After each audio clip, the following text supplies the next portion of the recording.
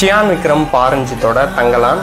இந்த படத்தோட ஒன்லைன் என்னன்னா, ஒரு வில்லேஜை சேர்ந்த தாழ்த்தப்பட்ட மக்கள் ஒரு ஜமீன் கிட்ட கொத்தடிமையா வேலை செஞ்சுட்டு இருக்காங்க.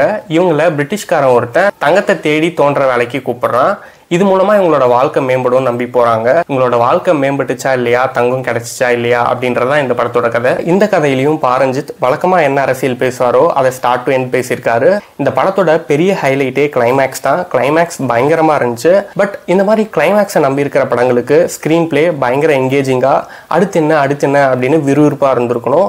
பட் அடுத்து என்னன்றதை விட என்னடா நடக்குது அப்படின்ற கேள்விதான் இருந்துச்சு. ஏன்னா ஸ்டார்டிங்ல இருந்து கிளைமேக்ஸ் வரை என்ன நடக்குதுன்னு புரியாது. கிளைமேக்ஸ்ல தான் இதுக்கான பதிலாம் கொடுத்து புரிய வச்சிருப்பாங்க. கடைசியில புரிஞ்சாலும் இன்னும் கொஞ்சம் என்கேஜிங்கா இருந்திருக்கலாமோ அப்படின்னு தோணுச்சு. இந்த படத்தை உயிரை கொடுத்து எடுத்திருக்காங்க.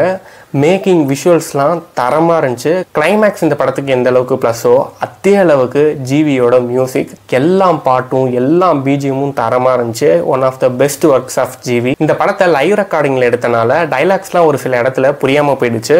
இது ஒரு மைனஸா இருந்தாலும் இதுவே ஒரு பிளஸ் தான். லைவ் ரெக்கார்டிங்னால கேரக்டர்ஸ்லாம் ராவா தெரிஞ்சு. சியான் சொன்ன மாதிரி இந்த படத்துல பயங்கர கஷ்டப்பட்டு தான் நடிச்சிருக்காரு. அவரோட உழைப்பு ஸ்கிரீன்ல கண்ணு முன்னாடி தெரியுது.